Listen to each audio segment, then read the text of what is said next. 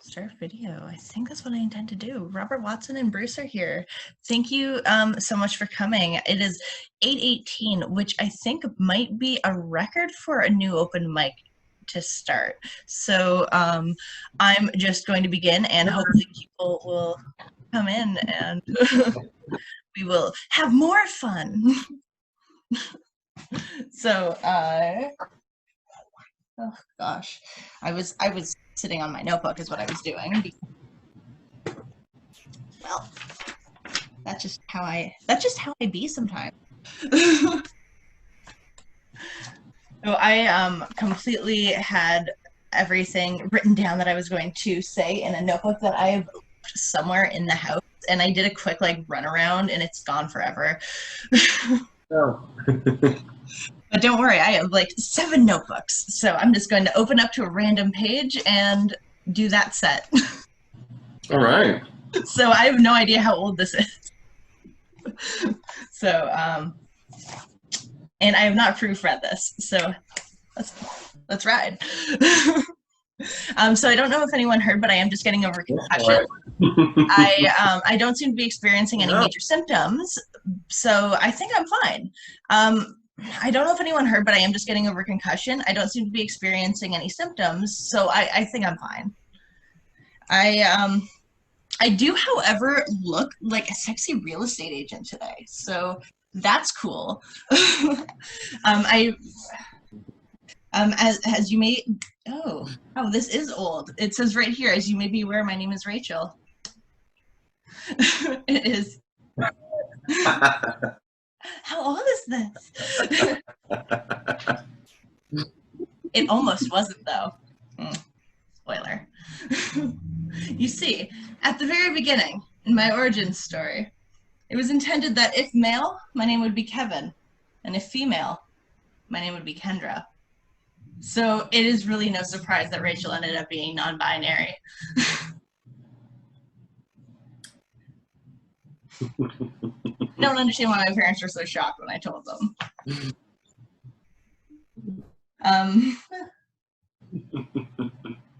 Oh wow, this was definitely just a practice because here I am repeating the real estate bit because I just always dress like a real estate agent. Oh, I look like a cross between the real estate agent that sold you-know-who the house with the wine cellar and someone that discovered bad news about themselves in puberty.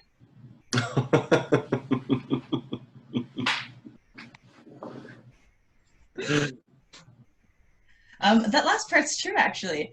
At 14, I had to sit down my Catholic small town parents and tell them, Mom, Dad, I'm a vegetarian. They're still not over it. And I have people ask me, as a vegetarian, do you make your partners also eat vegetarian? I would never make my partners do anything to me, but if they're willing, I'm able. And I don't care what they're eating, as long as I'm still on the menu. I'm all right.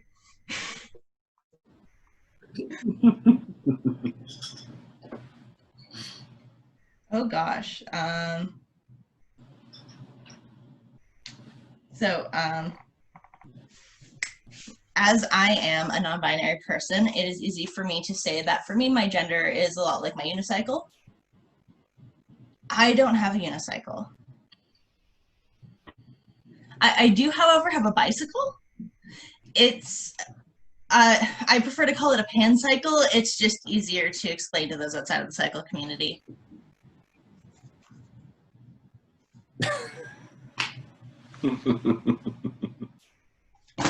So I want to tell you about something that should have been the best thing that ever happened to me, but ended up being, well, you be the judge of what it ended up being. So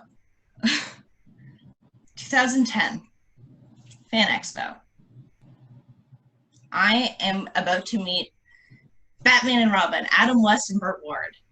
And I'm so excited. So I go up to the celebrity panels and I see Adam West there, sunglasses on, arms crossed, looking kind of smug. And I go up to him and I offer him my word vomit. He accepts it and he gives me a little fist bump. And in that moment, I knew that my fist had just become Batman.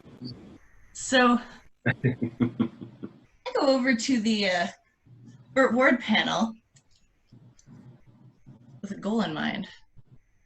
And I see him there, standing up, shaking everyone's hands. He's smiling. He's so charismatic and handsome. And I walk over to him and I give him something worse than word vomit.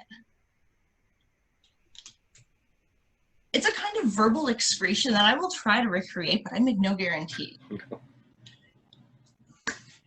Hi, it's really nice to meet you. I've always been such a big fan ever since I was a little kid, but like my mom, she's always been a big fan since she was a little kid, and that's so much longer because she was a little kid so much longer. Not that you're super old or anything, but she also told me that she had a big crush on you, and she don't want you to pinch your bum, but don't worry, I'm not going to pinch your bum unless you want me to pinch your bum, but don't worry, I'm not going to pinch your bum. That'd be silly. Do you want me to? I'm sorry. And while I'm saying all of this, I look over, and there's some guy just beside him with his arms crossed, wearing sunglasses, just laughing at me. And I'm just like, whatever. So I look back to Burt Ward, and I'm just like, okay, so I'm not gonna pinch your bum, but will you be able to pound it with me? And he's like, hey, this is great and all. That's cool. Just calm down.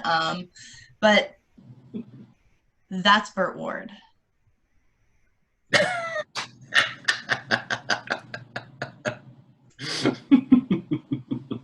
Okay.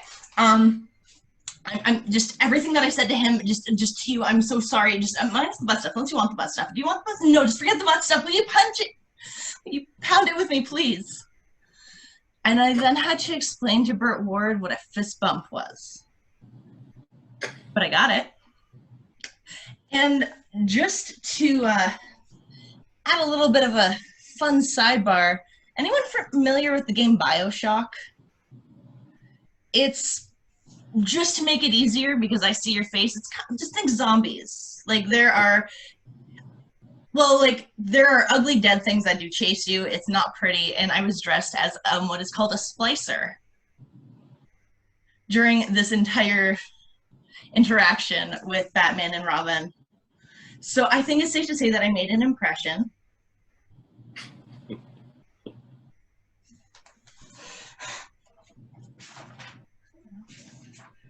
So I am at the age where some of my friends are starting to have children on purpose. And I'm still of the mindset when someone tells me that they're pregnant, I ask them if they want to keep it.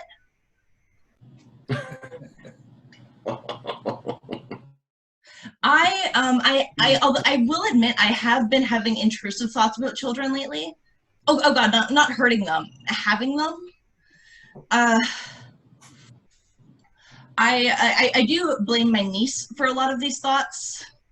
I do think that when we're hanging out, we're having a great time lately. She loves to sing. I love to sing. She loves games. I love games. Same maturity level. And then she has other moments that maybe add a little bit of a year or 2 or 7 before I would decide I want to have children of my own. Some of which would be, say, so, story time. It is the last time I saw her before the world shut down. And I brought her out for dinner, and we're talking about the importance of like hand washing and like covering her mouth when she sneezes. And she tells me that it's gross that she doesn't want to sneeze into her elbow because she'll get it wet. So like I assure her, I'm just like, no, it's okay. You can just wipe it off. And she's like, okay. So move forward, we're having dinner, we're having a good time, and she just suddenly grabs my arm, sneezes into my elbow, and looks at me and says, it's okay, you can just wipe it off. Kids are precious.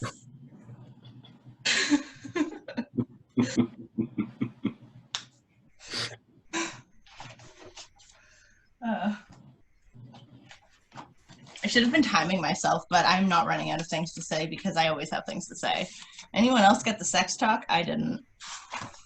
I just passed a page that said sex talk, and I assume that's what that joke would have been.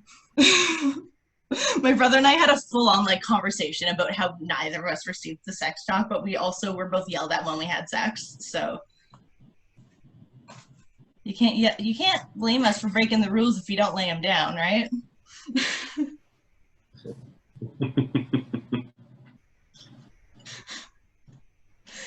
uh,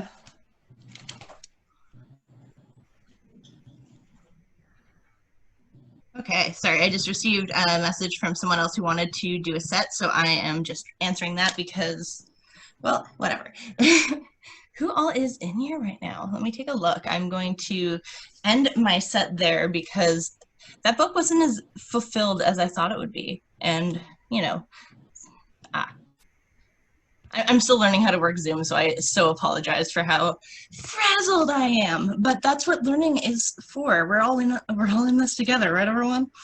That being said, Vinnie, am I under the impression you are ready to do a set? Or actually, no, this is a workshop and we have to talk about what I just did. I remember how my show works. Sorry, I just got so all over the place. It's almost as if I have ADHD and just realized I didn't take my meds today. Anyway, let's continue. What y'all think?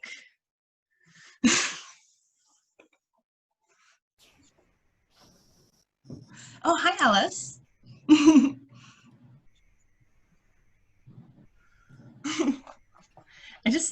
Yeah. There we go. Hey, sorry, just getting here. What's up? Well, I just finished my set that was not timed, so I'm just going to assume it was exactly 5 minutes as planned. Oh. It was maybe like a hot 6.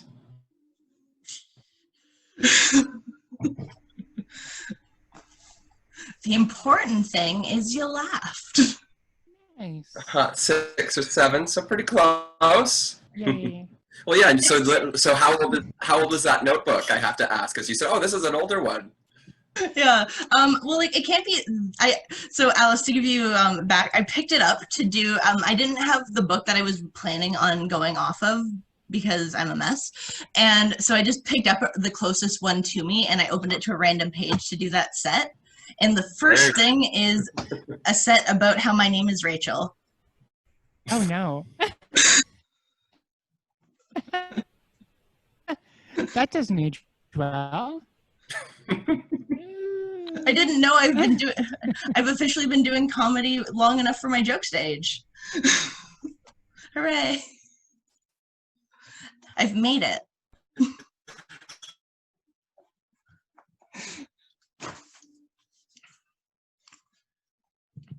But yeah, aside from do what you plan to do instead of a random book, anyone have any notes for me?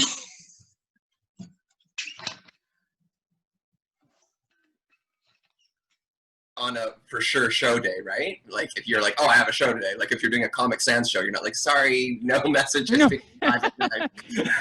Yeah, I also have a calendar and I like plan my day every day because self-employment is so hard. Look at this setup you have, by the way. Look at this. You look like yeah. you're a radio host and you're ready to like have some sort of fight with Joe Rogan or Rush bring it on. or somebody. Like it looks like you were ready to go.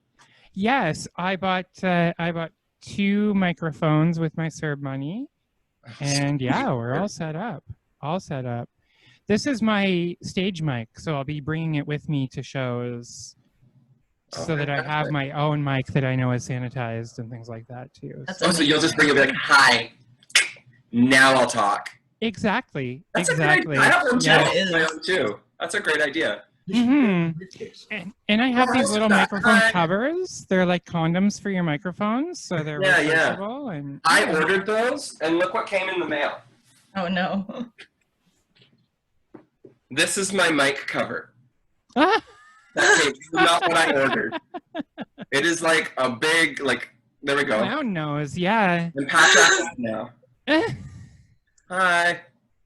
That's so unfortunate. Yeah, and there were supposed to be multiple colors. I don't know why I'm talking into this right now. It's not plugged in. But like I ordered because it's supposed to be all rainbow colors, and then it was 9 red ones, 2 yellow, and an orange one. And I was like, I wrote a message, and like just because the picture said that, I didn't promise you that. And I was like, 1 star. This is exclusionary. Yeah, so there we go. So I guess if we're, do you want to jump back to your feedback, Rae?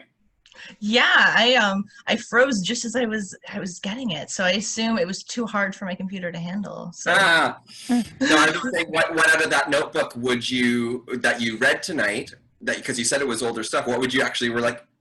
No, I could still use that. I think there is a way to use the name bit. I just have to definitely use it differently.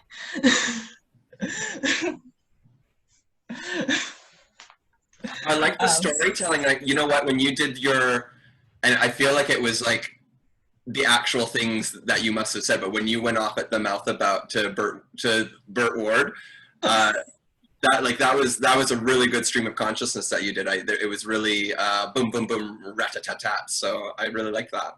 Thank you. Yeah, that is like as soon as I got to that story, I don't know if you noticed, I threw the book down. I was like, I don't need you. I know this one. You're like, I lived this. Every day.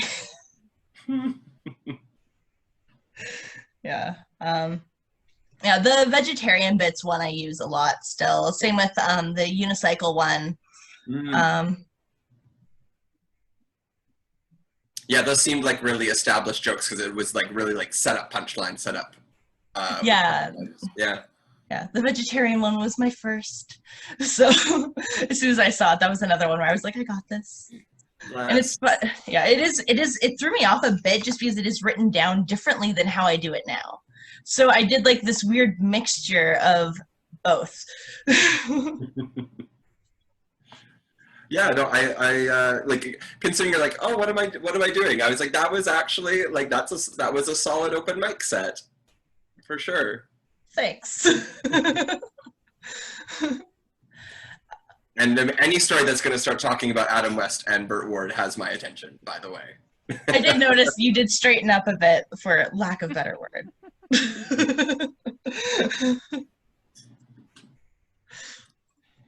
All right. So that was Act 1. Act 2. Vinnie, you were here first. So would you like to go next? Because I think that's how lists work. So. I think Robert was here first. Oh, but I have been advertising Robert as our glorious headliner. So. I mean, if you want to listen to 15 minutes right now, I could, but I'd be like, Yeah. All right. I'm trying to think what I can do. I can. You just mentioned being vegetarian. I have a whole bit on being vegan over this last year, but that hasn't hit well recently. Don't know why. So my one-liners are really hitting, but I don't really know. That's not what I want to do. I want to do more observational. So you know what? I'm going to try stuff that I bomb with. How about that? Yeah. Do what you want to do, and that's what the workshop is for. Let me go back to thinking about that. So the vegan thing. So actually, I've been vegan for about a year. So here's what happened. It was about a year ago. I had put on a lot of weight because my wife and we had twins, and can't go to the gym anymore. So went to the doctor, and here's what happened. He said I have something called a fatty liver, which basically means I had gotten so fat that even my organs had to lose weight. So my crack medical team, devised my doctor, and my wife, they decided I need to go vegan, and that's how it all started. So they told me I need to have only whole foods, raw fruits and vegetables, almost no fat. So basically in the evening, my wife, she opens up the back door and I graze. We no longer need a lawnmower, which is nice. But I did poop a cucumber last week, which was interesting. It's been a bit strange though, going vegan. I'm eating a lot of these things called chia seeds. Now, the only recollection I actually have of the word chia are chia pets. So I'm expecting to sprout a green afro any day now. I really don't know what to tell you. Some of the toughest things for me have been the lack of milk in my coffee. because I'm a big fan of having cream in my coffee. But she said, my wife said, try almond milk. Now, here's the thing. Isn't almond milk processed? Because how do you milk an almond? There are no nipples on an almond. I've checked. So that's been a tough one for me. Another thing is the meals. So here are some of my meals. It seems like I can eat ingredients, just not food. So, for example, we'll put some beans in a bowl with some shredded carrots, and that'll be a meal, which is not really very satisfying. But luckily, though, the raccoons no longer go through my trash. Yeah, actually, in fact, they're leaving me things. There was a Big Mac combo last week with a card on it that said, thinking of you in your time of need, with a little paw print on it. Little squirrely writing below, we chipped in too. But it's been tough going vegan, honestly. And I don't know if there's anyone out there that really wants to try this diet. I can give you some advice on it. One thing that nobody ever talks about is, well, the fact that if you're having that much roughage, beans and whole grains, there are going to be some repercussions. I'm not going to lie to you. I'm always careful as to who's downwind of me now. One of the biggest, toughest things is I've had to give up taking baths because, that tub turns into a jacuzzi real fast. And the strength of the jets, well, that just depends on what I've eaten beforehand. I mean, so help me God, if I've had Mexican vegan, I mean, I'll propel myself airborne like an orca in Marineland. The worst is when I go to sleep at night, though. Honestly, I just seem to practice horizontal levitation. I just float there like a hovercraft. The other night, I actually blew my wife right out of bed. Anyway, that's. I got a whole bunch of vegan stuff. I think I'm going to stop there. Yay! So why is it not hitting? Is it delivery? Is it just too rehearsed? Not enough energy? I think it might be the energy. Just because, like, I thought it was funny. Like, I did laugh, and I think I could laugh more is the best way to put it. Yeah. Okay. I mean, first of all, let's face it, doing this stuff online is a very different experience. In regards to energy, I mean, even I'm sitting right now, but my plan is when it's time for me to do my thing, I'm going to, stand up, adjust this, and then everything's going to be done standing. I do think that there is an energy difference when you are standing. Mm-hmm. You feel it in your body, and the words suddenly start coming out just a little bit more dynamically. Something about just being the standing gives you more feeling. And I know, I mean, I'm looking at your mic setup, and that makes it very difficult, I guess. But that would be one thing if you are thinking about energy, especially if you're going to continue doing this online. There's just so many things to experiment with, like what feels right for me.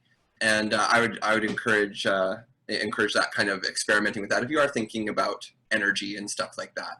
That said, I've seen people who have been sitting in their whole thing, and they got lots of energy in their seat. It's just about what your preferences are and what you want to achieve, especially with an online kind of stand-up thing. It's just such a weird thing we're doing nowadays, right? Okay, thanks.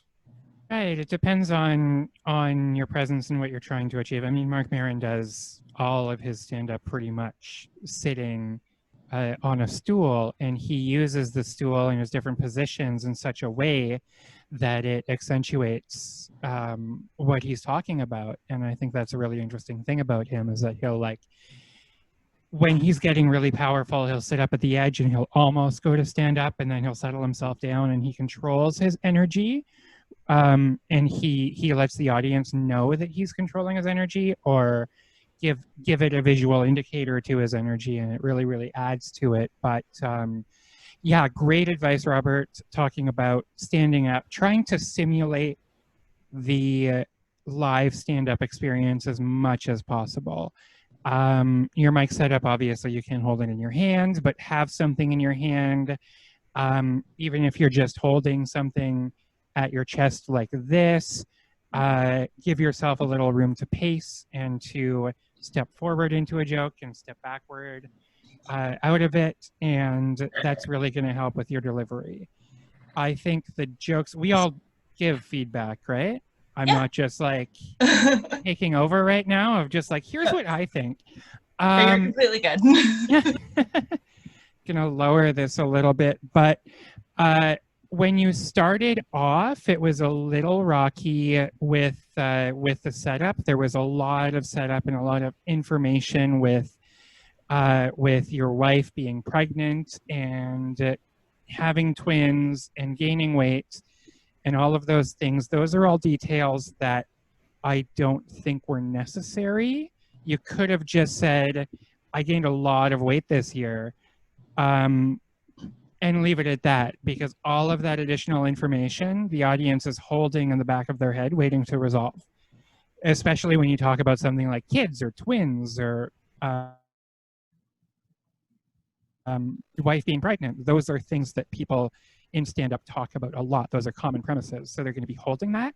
And maybe that's why they're a little reluctant to laugh at first, because they're still waiting for the joke to resolve itself. But I think it's easy to say, I've gained so much weight, make that into a joke. I know it's self-deprecating, but be like, I gained this much weight, set it up, make it a punchline, and then say, my doctor told me to go vegan, and then work into the vegan material. It's going to be like a one-liner leads into going vegan, and you're good. And then you're going to get back into that delivery where near the end you were almost like a Dangerfields, like you were setting them up and knocking them down right away. There were a lot of one-liners when you were getting into farting a lot. And I love that we can have these conversations saying like the technical approach that you had to your fart jokes. It was really good. And I think you had a lot of visuals, floating over the bed, jumping out of the bath like an orca at Marineland. I loved that visual. It paints a really good picture in the story, makes it more colorful. And when you're building up those jokes, I don't know why they're not hitting, because they're building up to a point where you should be, people's laughter should be feeding onto the next joke and accentuating. What other notes did I have? I loved the premise. Your meals consist of ingredients, not food. I think there's room for a comparison there. Just to add an extra tag, an extra punch to help pace out and punch up that part of the bit. And I love the raccoon bit. I just wrote that down, like, love the raccoon bit. Anytime, raccoons are such funny animals. They're so cartoonish and so animated, and they're associated with so many like gross but cute things that the raccoons leaving you a Big Mac with a note. I loved that. That was really good. Yeah. And I comedian laughed on that. I feel like I should be paying you guys. That's awesome. Thank you. Yeah. One thing I would add, I mean, maybe you have part of your routine that talks about this already, but like the moment you mentioned twins to me, I was like, I want to know more about that. Yeah. Because that is something not everyone's experienced, but everyone has an idea of what that would be like, I think. Yeah. And like one thing I thought of even, it's like, talking about how you gain weight and saying like, maybe something like, you don't think I would, because I can like, I'm doing this all the time with twins, or I think there's a gold mine there just waiting for you to discover.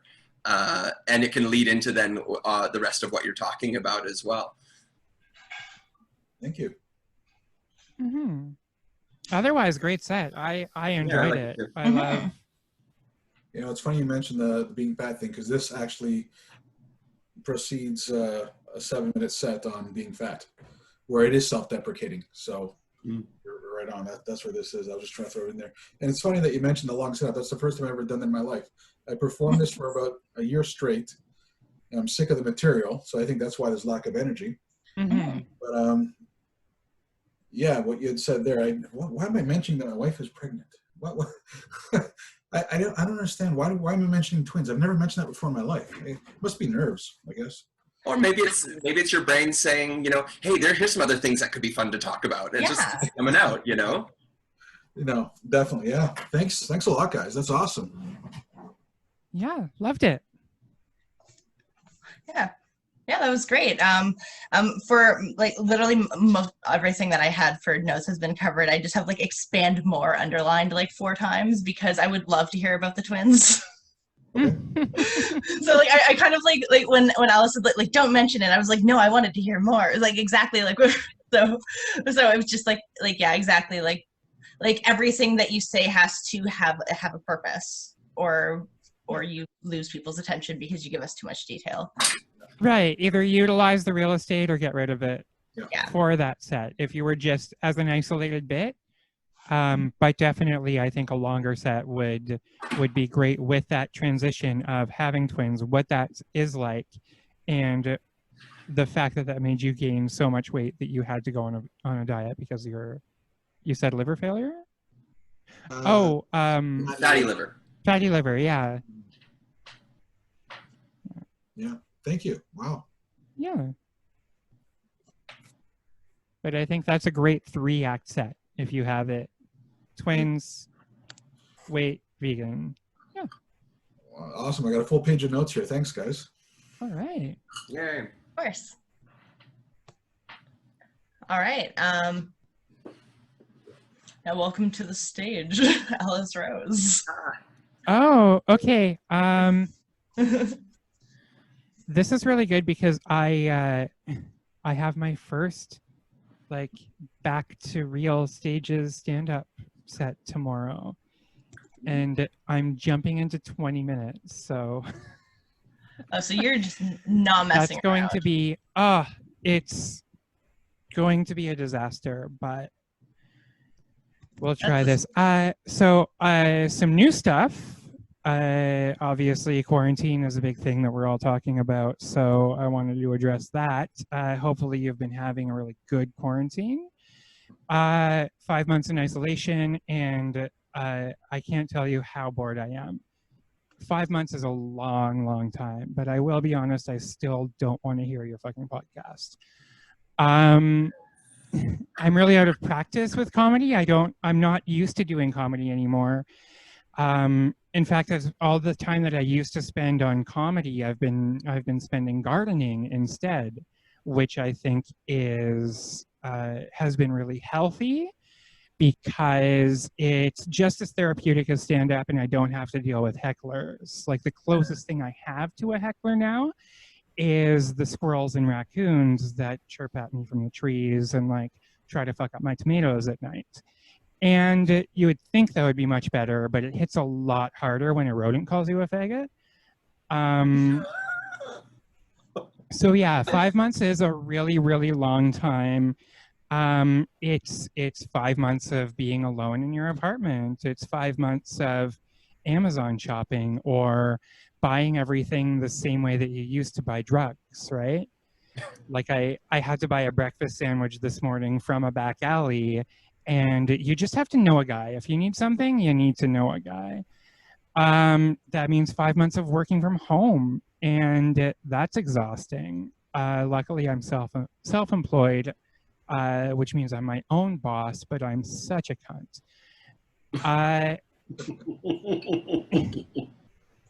And it's great. I can't really complain because finally the government is accidentally paying artists. I mean, the government is through CERB. They're paying me just not to do art instead.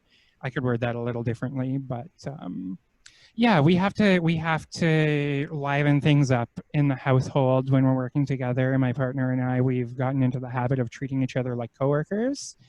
So for instance, she'll be making me lunch, she'll offer me a sandwich, and I'll tell her to have it on my desk by 5. I'll send her little emails throughout the day, and I'll be like, hey team, just want to let everyone know I love you. And then I'll send it off, but I'll BCC myself just to fuck with her, you know? I threatened to report her to HR when she's being a little too inappropriate, but HR is just my dog. But that's what we need to do. That's what we need to do to get by in these times. I think I can flesh this one out. So things are starting to get back to normal, but I feel like it's happening a little too quickly. And we even see in comedy, I mean, people are really pushing to do these shows in parks, and they're really, really playing with public safety. And I think that's really dangerous. And I noticed it just as soon as these civil rights protests happened. Sorry to say it, but white people saw those and was like, oh, it's okay to go out in a big crowd, and it's safe because they're doing it to protest. So that means I can go to Costco, right?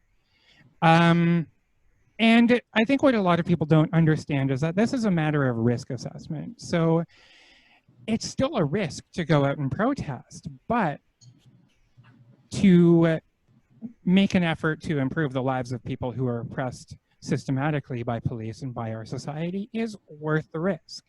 I think we can all agree on that. But is it worth the risk? I had something written down here. Sorry. Is it worth the risk to go out to the beach or Trinity Bellwoods? Not so much. Is it worth that risk to do a little protest comedy show in the park? Absolutely not. Is it worth the risk? I don't know, what else are people complaining about? Is it worth the risk for a haircut and a manicure? I mean, I'll be honest, it got there. It got there a little bit for me. I've been reading a lot of COVID conspiracies lately. I love those. They're always so ridiculous and so far-fetched. And I like me a good conspiracy, you know? So, but I think for a really good conspiracy, what you have to do is you need to find the truth, you have to trace the evidence back to the person who's benefiting the most from that problem, right? So it's quite obvious that this whole coronavirus was a joint effort between Jeff Bezos and my dog. Because honestly, my dog has never been happier. He gets, both of his moms are home all the time. He gets long walks at the park, because what the fuck else am I gonna do? I don't want to do that one.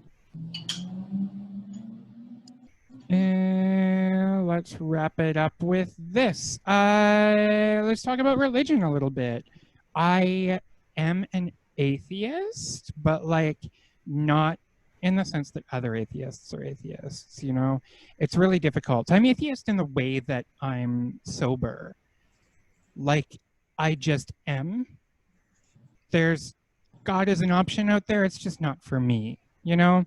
But I think too many atheists they're like God vegans. Like, they are actively abstaining from religion, and they just won't shut the fuck up about how bad it is for you. Yeah, I think I'll end it there. Great, thank you.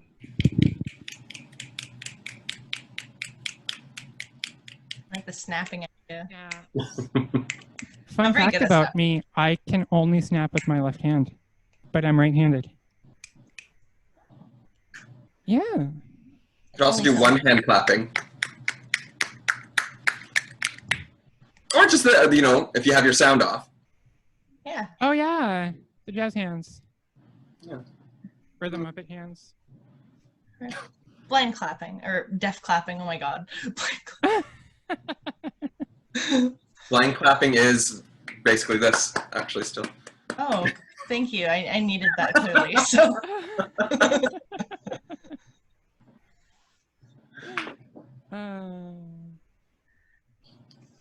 All right. Yeah.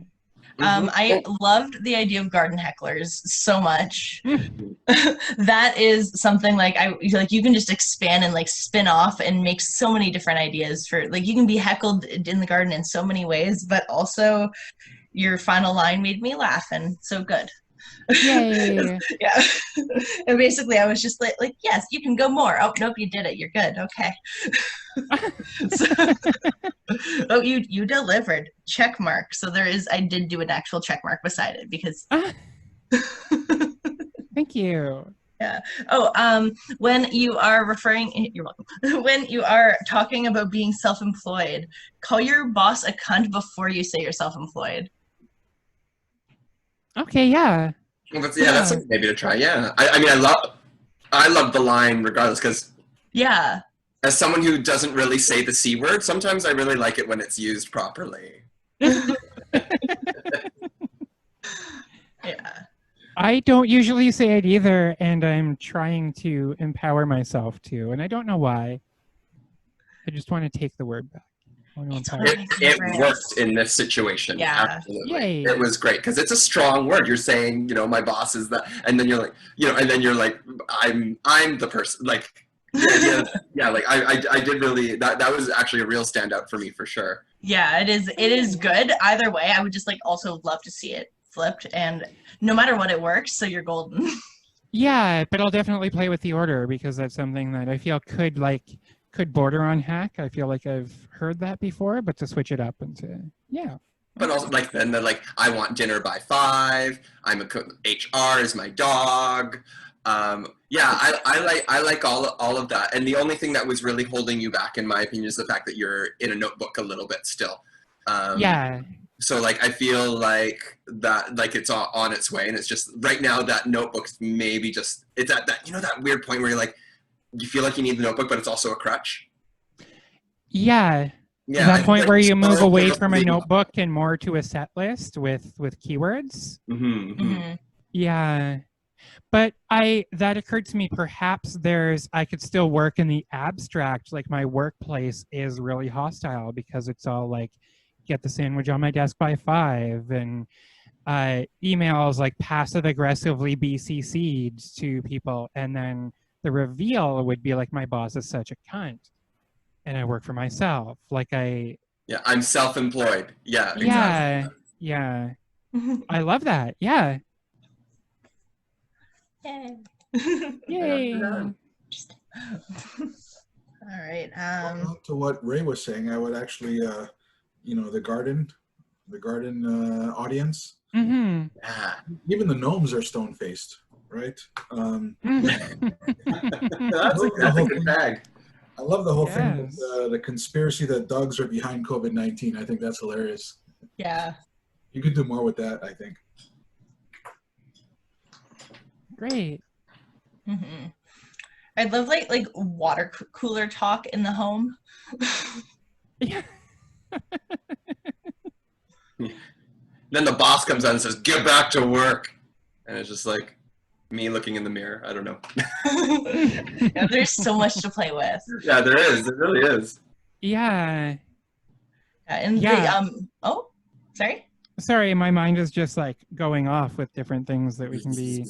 Yeah. Yeah. That can be a whole act in itself. Yay. Yeah, and my only remaining note is I liked your love for Serb and being like, yeah, for paying artists for once. Only we're being paid not to be artists. Yeah. Well, but that's actually our decision in a weird way, you know, as long as, you know, we can still be creative and be artists. We just can't take a gig. Right.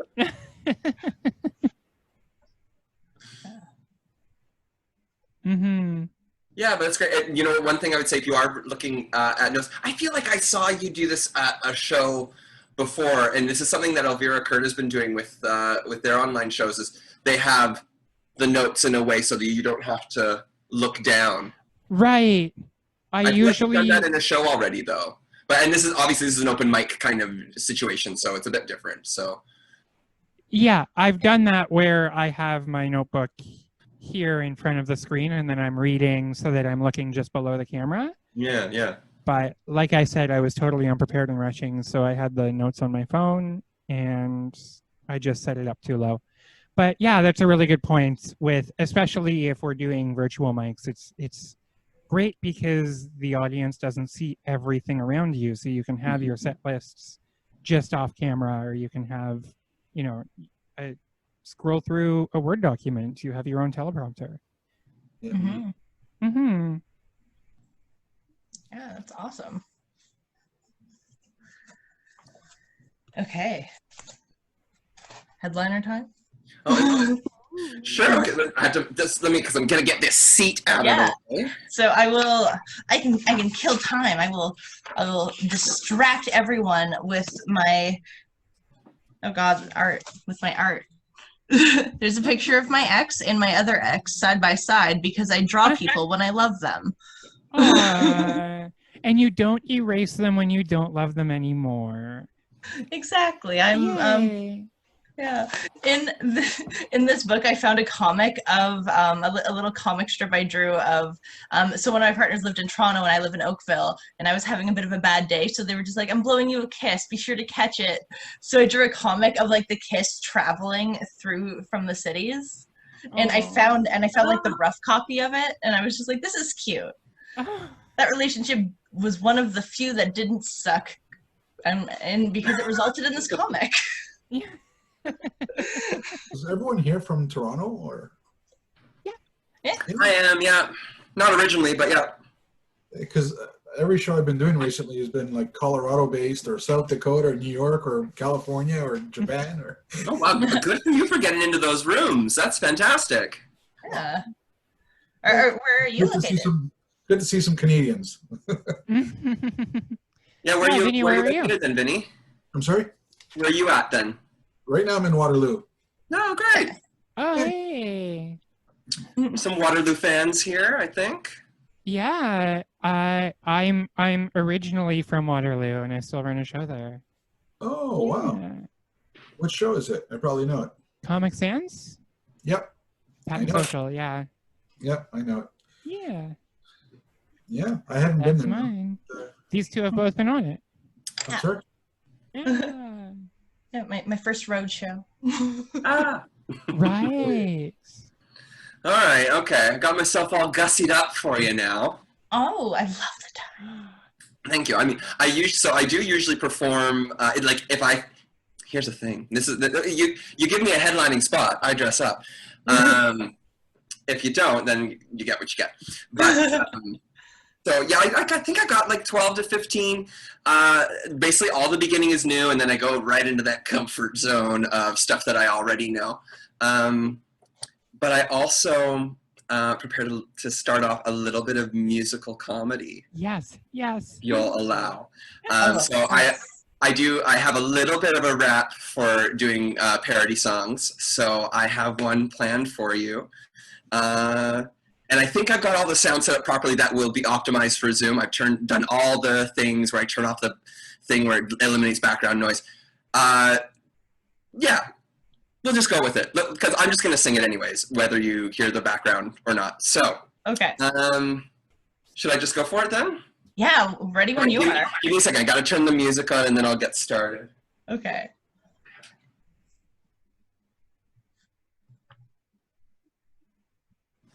Oh, and by the way, it's really pretentious, this beginning. Okay. Oh, perfect. I'm even more excited.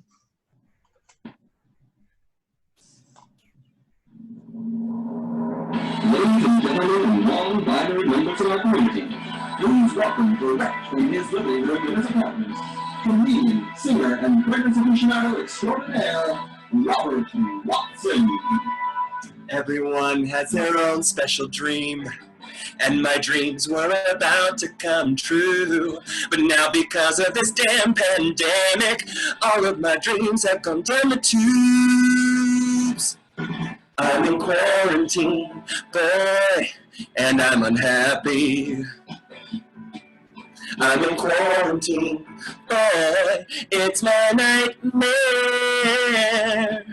I'm in quarantine, this apartment, I'll never leave you. And if you ask if I'm in quarantine, yes, I'm still there, yeah.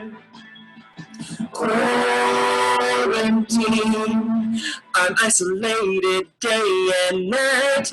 Quarantine, nothing about this feels very right. I guess it could be much worse, it's true. I could be stuck in quarantine with you. I'm in quarantine, boy, and I'm unhappy. Yeah, yeah, yeah, I'm in quarantine. Boy, it's my nightmare. I'm in quarantine, quarantine. This apartment, I'll never leave you. And if you ask if I'm in quarantine, if you ask if I'm in quarantine, and if you ask if I'm in quarantine, yes, I'm still there, yeah. Quarantine, quarantine. I'm still there. Thank you so much. Thank you. Yes, that's my pandemic parody song that I've been itching to sing for a while. So thank you. Thank you for that. Yeah. I mean, how can we do comedy right now without talking about what's going on around us with this pandemic? And so I do have some new material on pandemic kind of stuff. We'll see how it goes. But I do have to confess that when the pandemic was announced, the COVID-19, all the coronavirus, whatever you want to call it, I am embarrassed to admit that I was one of those white people that started making bread. In fact, like here, this is one of the advantages of doing comedy online is I can show you my bread maker. Ooh. And this is T-Fowl right here. I call her Bessie. And she was great. She caused a lot of, let's just say, this thing doesn't make muffins, but it did make a muffin top, okay? So there's that. Yeah. But I do want to say, while I'm embarrassed about being a white person who made bread, I'm not as embarrassed as some white people should be, because when, like here we are in a pandemic, people getting sick, people going to hospital, people are scared, and on the internet, I'm reading all these women going like, does anyone have any sourdough starter? Does anyone have any sourdough starter? I'm looking for yeast. Does anyone have any yeast? So yeah, I'm not that embarrassing. So thank goodness for that. Another thing about the pandemic, I'm going to talk about a little beef I have. This is an unpopular opinion that I have. I was not a fan of the whole 7:30 clap, clap, clap, clap, clap for the health workers and frontline workers. And before you start judging me on that, I have relatives that are frontline health workers. I have friends who are frontline retail workers, and I appreciate everything that they do. I appreciate everything that anyone who is working on a front line where there is a risk like that. My heart goes out to you. But, I feel like instead of clapping at 7:30 every day for our frontline workers, maybe we could have voted in a government that didn't cut healthcare in the first place. Just a thought, just a little thought to put in there. That's the end of that little quick rant. But the other thing about this whole clapping at 7:30, I don't know what it was, but in my neighborhood, it got competitive. So I live in a condo on the 10th floor, so I can look across to the other condo across the way, and there was this woman there, let's call her Linda. At first she was out there every night, she's doing her clap thing, but then one floor down, I saw another person, let's call him Steve, and Steve came out and he started banging a pot. And Linda was not going to let that slide without making a response. So Linda comes out then with 2 pots. Then Steve, he comes out with 2 pots and a pan. Linda then comes out with 2 pots, a pan, and a harmonica. Then Steve comes out with 2 pots, a pan, a harmonica, and a trombone. Then Linda comes out with 2 pots, a pan, a harmonica, a trombone, and a one-man band. And then Steve comes out with 2 pots, a pan, a harmonica, a trombone, a one-man band, and the Toronto Symphony Orchestra. And I'm just like, guys, just have sex. Just have sex. That's what you want. Just have sex. But then I realized this is a pandemic we're talking about here, an age of social distancing. For them, that was having sex. So good for them. But I think they broke up because I don't hear them clapping anymore. Something about phase 2 didn't rub well with them, I guess. Another thing that I know that a lot of people are doing during this pandemic is they are binge watching TV. And one of the things I binged watched was the Will and Grace reboot. And let me tell you, I watched it so that you don't have to, because you shouldn't. Oh, if you want to ruin your childhood gay memories, well, I mean, if you have gay memories, watch the reboot, and it'll ruin everything for you.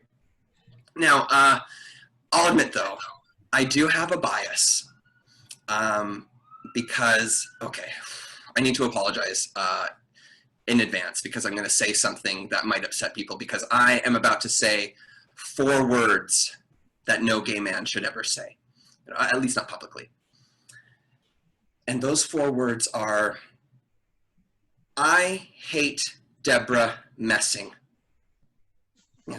Now I can hear the gas. I can even hear Bruce like going like, oh my God, I can hear him on the other side of the computer, even though the mute's on. Hi, Bruce. And I, don't get me wrong. I think that she's fine. She's a good actress and all that. But, I don't blame you if you're mad at me because I once, pre-COVID, said to a friend that I was with at brunch, I said to them, I hate Deborah Messing. And they gasped, slapped me in the face, poured a drink over my head, and said, wait, who's Deborah Messing? And of course, for anyone who doesn't know, Deborah Messing, of course, played Grace on Will and Grace. It's the most iconic gay TV show of all time. But you know what? I love the show, still hate her. Why? Because her and I are in an ongoing Twitter feud, and because Deborah Messing is a lying liar who lies. Now, this is all true. This started like 3 years ago, but I'm not over it because I'm petty. So Leslie Jordan, who's an actor on the show, he sent out a tweet saying, hey, they're bringing back Will and Grace. They're going to make new episodes. So I got on Twitter. I was like, yay, they're bringing back Will and Grace. They're going to make new episodes. But then Deborah took to Twitter and said, no, they're not bringing back Will and Grace. They're not going to make new episodes. So I got on Twitter to Deborah and I was like, well, Leslie Jordan doesn't have any reason to lie. Or is it you who's lying, Deborah? And you know what?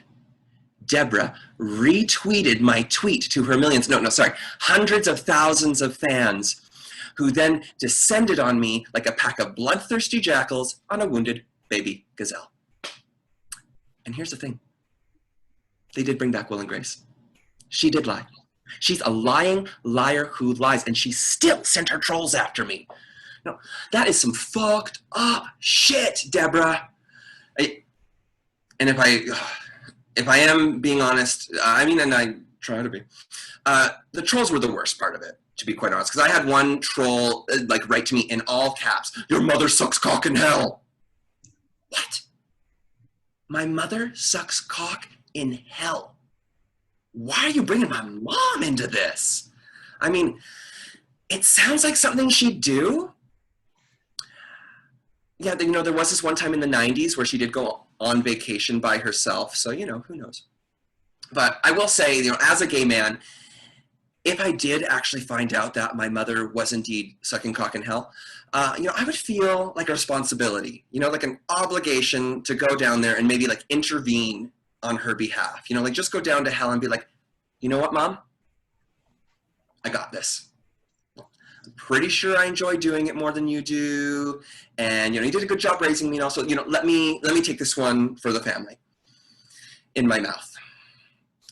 And besides, Mom, you shouldn't be sucking cock in hell.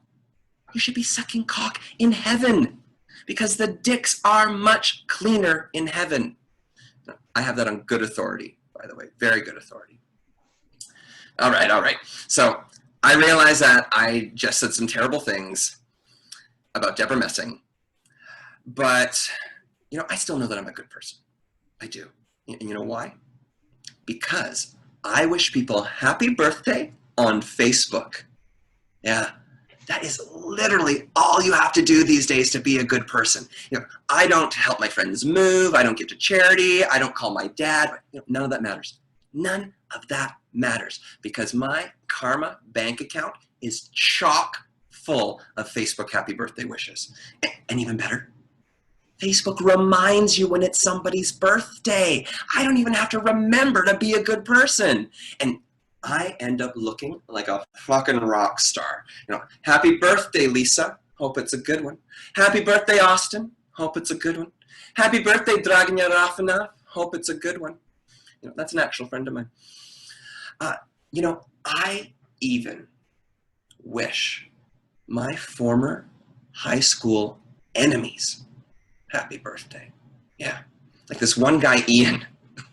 This one guy, Ian, who friended me a long time ago. Like, he bullied me endlessly in high school. Like, does anyone else have that? Someone where like they treated you really badly, and then they're like, "Look, let's be friends on Facebook." What? No. No, like this guy Ian friended me as if dunking my head in a toilet, stealing my lunch money, and calling me a fag is a delightful stroll down memory lane. But whatever. I'm a good person, right? So I even friend him, and I even wish him happy birthday every year. I mean, at least I did until this past year. So, you know, the notification came up a few months ago, and it said, you know, it's Ian's birthday, wish him a good one. So I was like, boom, boom, boom, a rock star. But then like a couple days later, I got to thinking, you know, like, I wonder what Ian's been doing with his life. You know, I wonder if he's been making some different choices. I wonder if he's become a good person. So out of curiosity, you know, I went to his timeline on Facebook, and of course the first things on his timeline were messages, posts about his birthday. You know, posts like, "This is the day I miss you most of all. Can't believe it's 3 years since you've been gone. Still affected by your tragic death. Happy birthday, Ian. Hope it's a good one." Oh my God. Facebook made me into a terrible person. And wait, someone said that it had been 3 years since he'd been gone.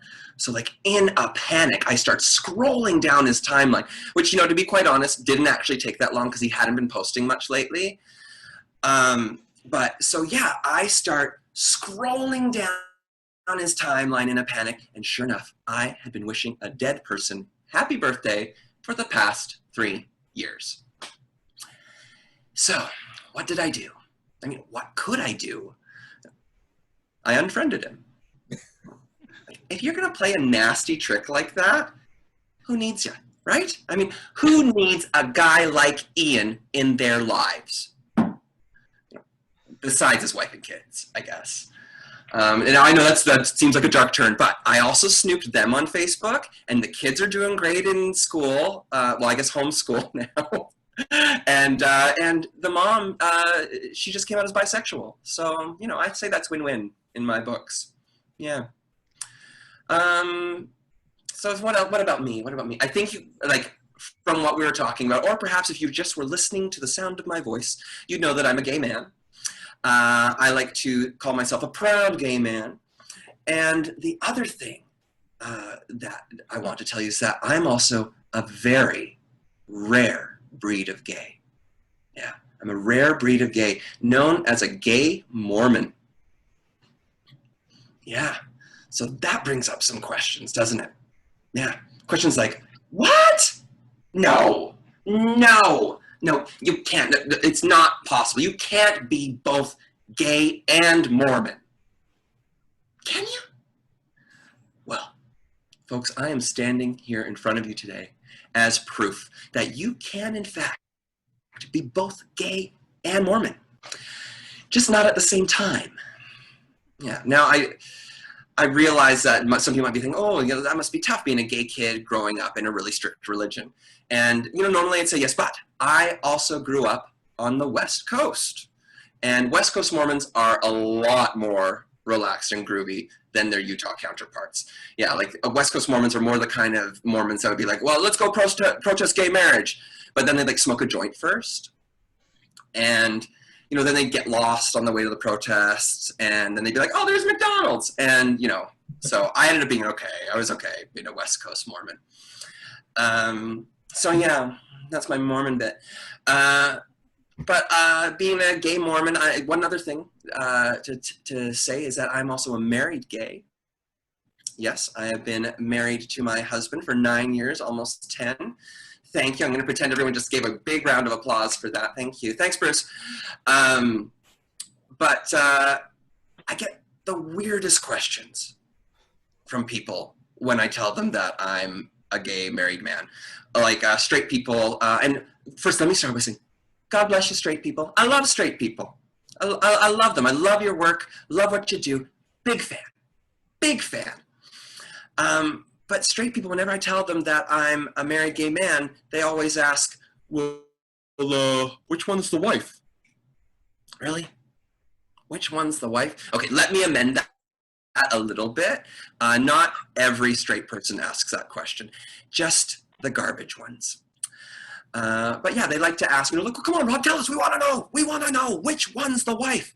And I'm like, I don't know. I do most of the cooking and he cries at movies. You tell me. He loves Celine Dion and I get paid less than he does. Still don't know who the wife is? You know why? Because it's a stupid question. Yeah. But you know what? The gays aren't much better. The gays are not much better. I'm talking gay men here, of course. So gay men, when I tell them that I'm in a married relationship, what do you think is the first thing they might ask? You might think it's, well, who's the top, who's the bottom? Yeah, you think it would be that. And that's rude enough. But no, gays are so advanced, they can tell just by looking at you now. So it's not that. No, the question that the gays like to ask is, well, is it an open relationship? What? Okay, let's back that up a bit. So I just told you I'm married, and the first thing you want to know is if we're fucking other people? I don't know how to respond to that. I really don't. First of all, why are you interested? And second, why? Are you interested? Are you? Because I would want to know. No, okay. Yeah, so the gays. Gotta love them, mostly only because I'm a gay man, otherwise feel however you want to feel. But back to straight people. Like I said, love straight people, love your work, love what you do, big fan. But I do have one request for all the straight people in the world on behalf of all the gay men everywhere. And that request is, please stop inviting us to your weddings. Please. We don't want to go. We don't. Does anyone want to go to a wedding that isn't theirs? I don't think so. I don't think so. No. But I get it, gays make things fabulous. So obviously we're going to make your wedding fabulous. So, okay, go ahead, invite me. I will show up. But I've got a few rules, okay? A few don'ts, if you will. So rule number 1, if you're going to invite me to your wedding, is don't expect me to bring a gift. I'm gay. My friendship is the gift. So rule number 2 is, if you're going to invite me to your wedding, don't have a buffet. No buffet if I'm coming to your wedding. And I know that's a little bit controversial. I've lost a few friends over this, probably might lose a few more tonight. In fact, I had one woman come up to me after a gig where I told that joke, and she was like, you know what? We had a buffet at my wedding, and it was beautiful. And I was like, well, was I at your wedding? No. But, here's how I see it. Here's how I see it. If you're going to make me sit through all of this God and Jesus stuff, man and wife stuff for 2 hours, and then you're going to make me stand to get my food? That's homophobic. Yeah, it really is. But, okay. Now, last rule. Rule number 3. The most important rule is, if you're going to invite me and my husband to your wedding, is don't invite another gay couple, because gays are ruthlessly competitive. Yeah, last year I went to a wedding that a friend that we were invited to, and they'd invited another gay couple. They were right there, right in our faces. It was rude. And all I could think the whole time was like, what, Brittany? I mean, you've been seeing someone else? That's not cool.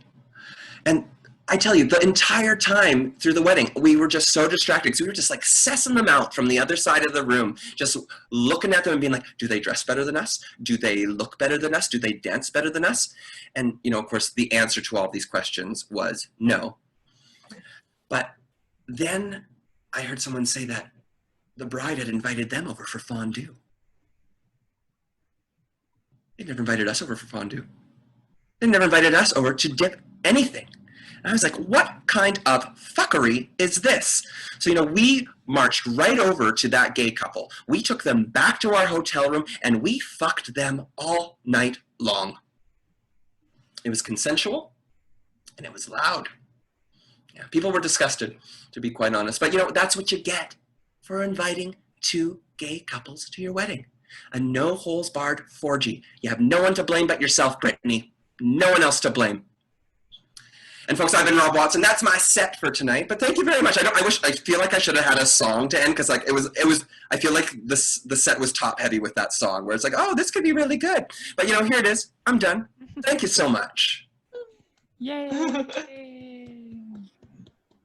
That was great. I'll get my seat back out. I'm especially interested to know what people thought of the news stuff because everything pandemic. I'd love to hear what you have to think.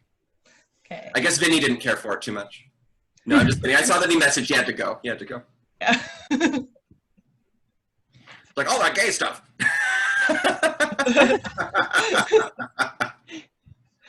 I have to go put my twin kids to bed that I made myself with. Yeah, it's like a remind. That's so bad. He leaves the raw. It's like, let's talk about it. It's like you can watch this later in the replay, so maybe we should watch ourselves a little. He was good. I liked him. Yeah, for sure. Rae, did you want to go first? My notes are not that helpful, so I'll piggyback yours. Okay. I'm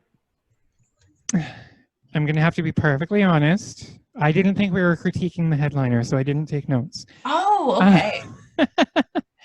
No worries. The quarantine stuff was good. It was really good. It's hard to talk about. It's so difficult to critique quarantine material because it's so difficult to write. Mm-hmm. I know for myself, it's been so painstaking to write during this time and to write about quarantine. It's just like, I don't, you know, when you're on Facebook, that's all you see. That's all you. It's true. It's hard to find the humor, all that you know? Yeah. So good job on doing it. One thing I love the bit about wishing Ian a happy birthday after he dies. And I'm just wondering if there is an opportunity to, I don't know how you would do this. I wish I had suggestions for it, but an opportunity to set up the birthday wishes so that there's a double entendre so that it actually. Oh, so you're not quite like sure where we're going yet, right? Mm-hmm. Like it could go either way. Like that could be innocent or it could be, you know, that kind of thing. Right. I think what I'm trying to say is that you meant to write it innocent, but like in the context of him being dead, it's very terrible. Like,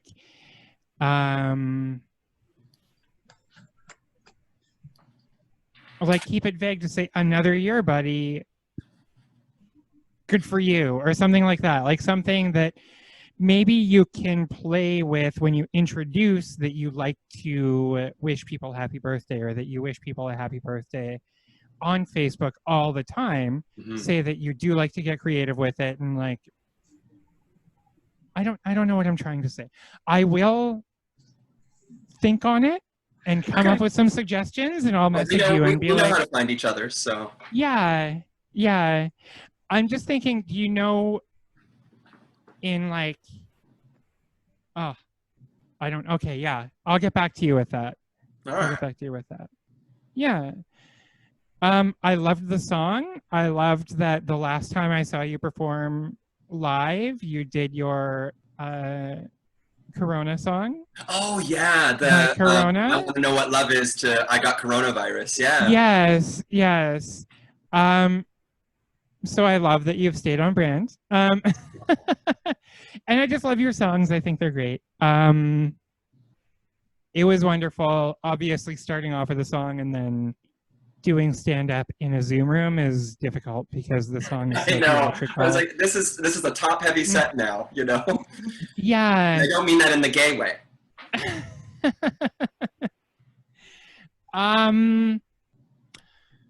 Also, this is my first time seeing you perform on a webcam or virtually, and it's so evident that you're a gifted actor because your delivery turns into a monologue, and it gives a really good character, like a really, really interesting like a depth of character that you bring out that I haven't really seen on stage before. Yeah, it comes from watching Elvira Kurt. If you can find what she's been doing online lately, it emulates a stream of consciousness kind of thing. And I'm nowhere near getting to that, but it is quite kind of weird because I'm using my actor brain a lot more than I'm using my comedian brain. Mm-hmm. Yeah, I find I end up using actor brain a lot more when on the Zoom calls because I feel like when you're doing a live performance, there's more give for mistakes, whereas on a Zoom call, it's like everything that you say has to be more specific or articulate because everything is caught, which is likely why like Alice is picking up new little pieces of your performance. Mm-hmm. Maybe, yeah. Yeah, that's a really good point. I know especially on days that I'm recording, I'll jump into a Zoom call and I'm still in podcast mode, which is really difficult because people will like deliver a premise and I'll be like, that's really interesting. Let's explore that a little bit more. And can you tell me what 3 things you'd bring to a desert island with me? It's just... It's terrible, yeah. But no, I like the depth of character that you bring, and I don't know, maybe record some of your, or maybe it is present on stage and I'm just not picking it up. You are very theatrical on stage, so. Well, to be quite honest, whenever we're together, we're both thinking about a million different things. So half the time I don't catch your set either because we are both producers, hosts. There's always something going on, right? Yes. So this has actually been a great moment for you and me, Alice, just to like, we can just sit and enjoy the person's comedy, which has been actually really nice and refreshing. I really like it. It has been, yeah. That's a really good point. Oh, just love. Can you just feel the love? I mean, can Just Bruce all feel the the love. love right now? I don't know. I'm assuming Bruce is surrounded by love. Yeah. Love you, Bruce. Bruce is my future roommate moving in tomorrow, so. Ooh. Oh, there you go. Hi, Bruce. This is what you're getting into. Oh yeah. The responsibility of the old roommates has been to sit behind the camera when I do my shows, so I have someone to work off of, which has been so helpful. So I'm just like buckle up, Bruce. You're in charge now. Mm-hmm. That's really important. When I'm writing and when I'm like thinking out material, I'll try it out on my dog. Yeah. And then it helps. It looks ridiculous. I'm laying in the backyard on a yoga mat, just talking to my dog and then laughing hysterically. Oh my God. I gotta tell you, I probably annoyed so many of my neighbors because I practiced that song quite a few times. And I'm sure and we're right by our unit is right by the elevators. So like people coming with their like, I'm like, what's this about him being in quarantine? What? The other side was like, maybe they stood at the door and didn't take the elevator because the song was so good. Let's hope. Yeah. That would be my hope. Yeah. Headcanon. Probably the latter. Yeah. Of course. So. After the 7th time, they might not have liked it so much, but whatever. Yeah. Other than those little bits, it's so hard to critique you because I just think you're wonderful. Feelings are mutual. And Yeah, all of my notes are just like, I liked this. Well, there's a quick question, because it is a newer thing for me, and I do feel, because we're not seeing, you don't feel as much a response, even with your folks' mics on and stuff. And quite often what we'll find is in these online shows is that, it is smaller crowds, and people make the decision where they want to turn their mics on or stuff and all that. So I don't want to call that I was muscling through, but I was definitely going at a faster pickup pace between jokes than I usually do. Does that read across Zoom well? I'm sure there's some places where I could have afforded to take a bit more time, but in general, what are your thoughts on that? I would say that it's one of those, now that you mention it, but it wasn't too evident. So it's something that's present, but not something that takes away from the performance, is how I would describe it. I do feel like people could have watched and be like, oh, that's just what he does. He just speaks really fast, which actually, in life I do, but I try to slow it down for stage. Yeah.